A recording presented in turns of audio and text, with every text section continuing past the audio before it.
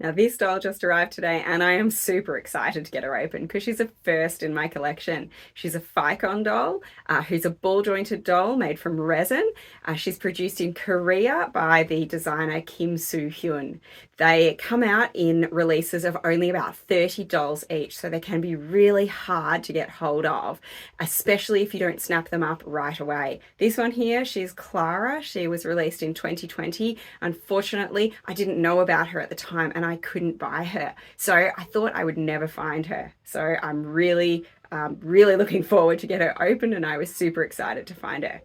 Let's go and open this box. Ficon dolls come in a simple black box, looks a little bit like an oversized shoebox. You can see it's decorated with a gold ribbon that's custom printed with the Ficon doll label, and on the front of the box we can see that Ficon doll label again in full. This box is pretty big and heavy, so that might be part of what contributes to the very high shipping cost that you're going to pay directly from Ficon doll. It is quite pretty and a nice one to save. Let's get it opened.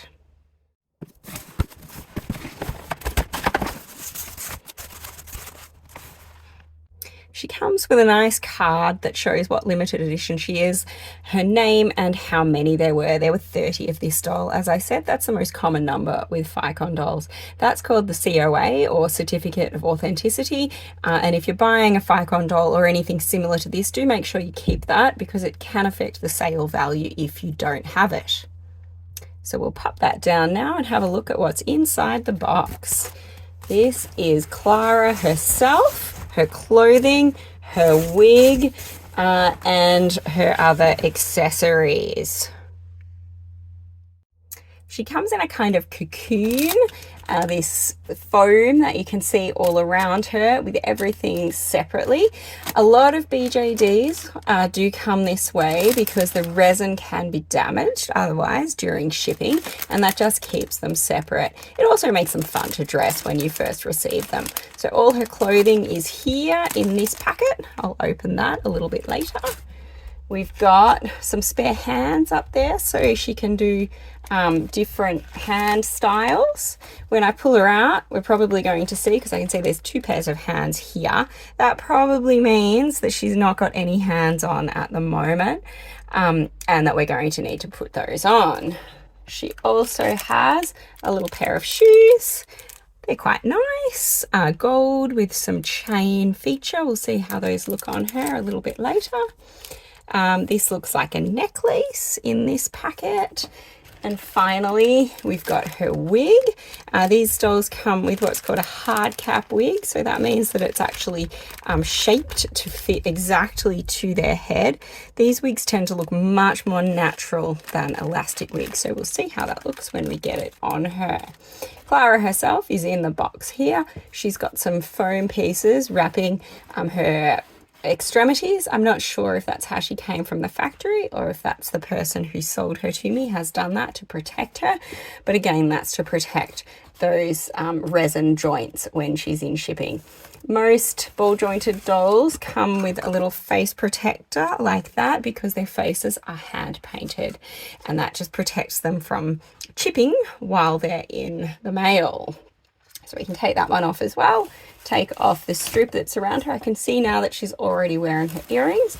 We get her first view of her face. Now she will pop straight out, so I'm going to pull her out and pop her in front of the camera so you can see how she looks straight out of the box. These coverings, the hand ones are going to slip right off. I'll need some scissors to get the ones off her feet, but we can have a look at her face now and see that very nice hand painted features.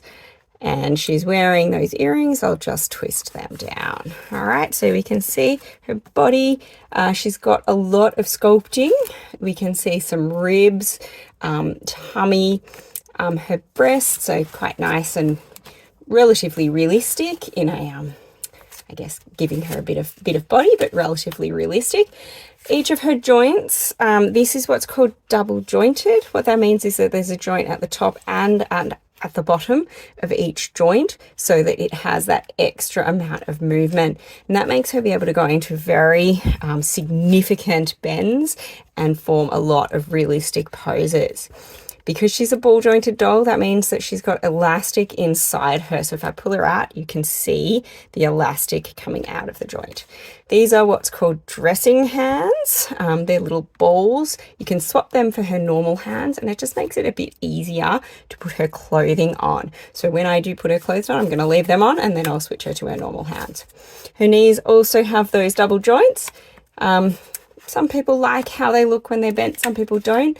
But what it means is that she can take on, again, a lot of different postures, such as quite a realistic kneeling pose like that a doll with single joints just can't do.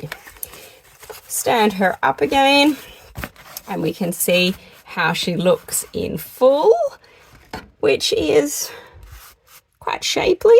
She's very skinny, and one thing that people often note with Ficon dolls is the size of the head. She has a much smaller head than many fashion dolls. So it's just going to be whether you like that or not. I quite like that. I think that looks very realistic on her. The only thing I would comment about her form, which I do think is quite beautiful, she's super skinny. So you may not like that very, very slim feel, and it will probably make her a little bit harder to dress, and that there will be some clothes that are just going to be too big for her. Now, talking about dressing, let's get her into her costume.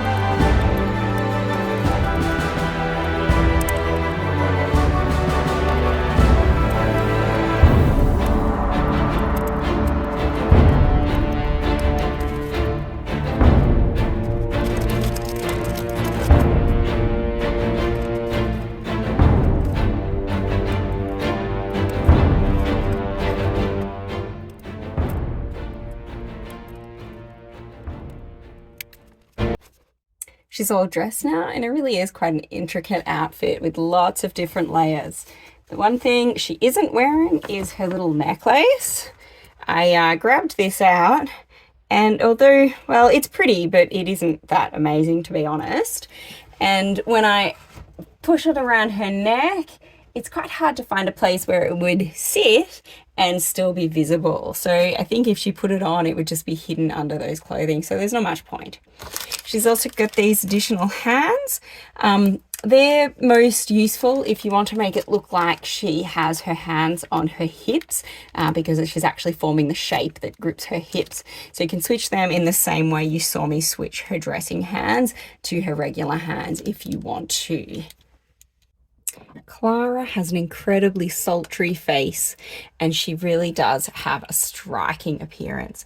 I especially love how her clothing, her top layers are see-through and allow you to see what she's wearing underneath, which really makes for quite a special appearance, along with that shapely corset with the boning.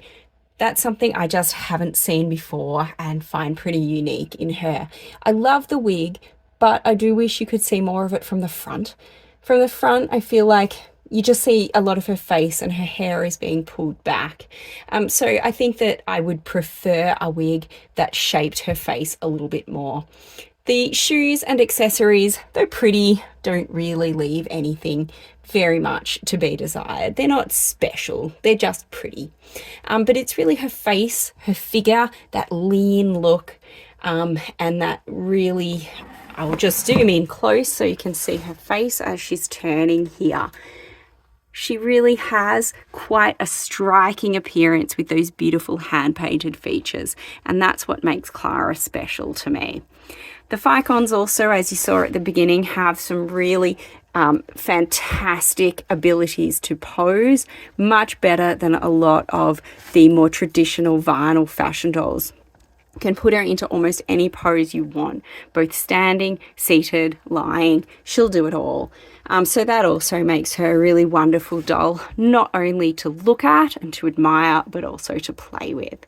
I do think that this Ficon doll is really high quality, high level. Whether she's worth the high price tag, that's going to be the eye of the beholder to decide. But for me, one is definitely something I do need in my collection.